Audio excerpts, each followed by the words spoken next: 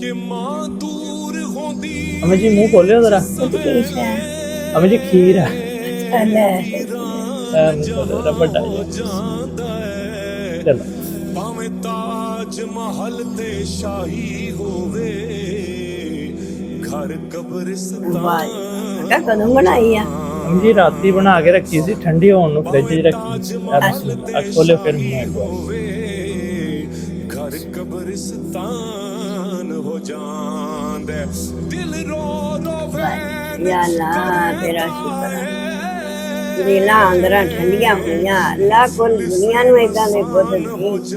अल्लाह पुत तेरी जिंदगी करे तेरे बच्चे भी तेनू इदां ही तेरे नाल लाड करन चीजां देन अल्लाह तेरे घर पैर सलामत रखे तू तो मैनू मंजे ते बैठी नहीं दिंदा खावे कि पुत तेरे पर अल्लाह ताला रहमत करे कुल दुनिया दे उत्ते पुत करे हर किसे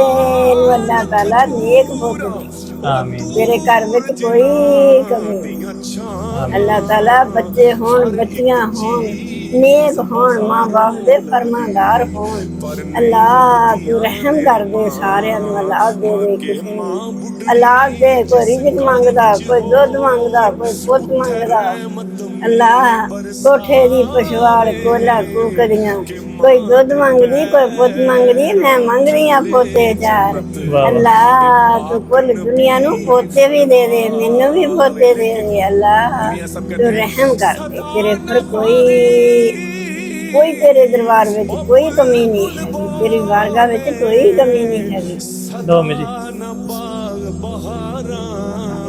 सदा न मां प्यो हुस्न जवानी वाह वाह मैं क्या जानते हुए ना काम से पहले अम्मी नू खिला जमा जी अम्मी जी अगे नाश्ता करके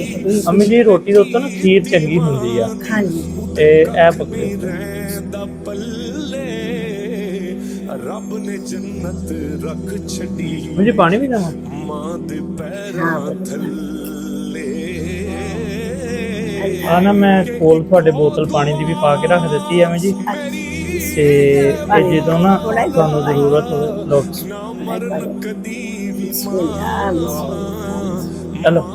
एक मिनट है मैं फड़ के रखियो लो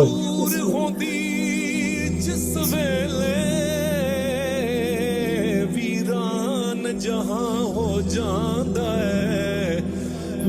ताज महल ते शाही होवे घर कब्रिस्तान हो जांदा अल्लाह तेरा शुक्र है मालिका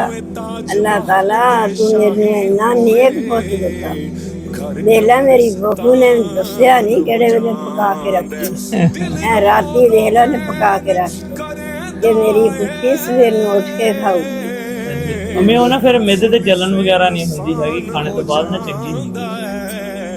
इदां दियां धीआं नेक अल्लाह हर किसे नूं नहीं बहुआं ते इदां दे पुत भी नहीं पुत पुत्तां दियां ते सिफतां करी दियां ये पुत जेहड़ियां नौहां आ ये पुत अपने टब्बरां नाल पुत सोहणे लगदे आ अल्लाह जोड़ियां सलामत रखे ते अल्लाह ताला ये पुत नौ हर किसे दा अल्लाह सुलूक रखे हर एक चीज बाजारों लभदी पर नहीं लभदियां ने मां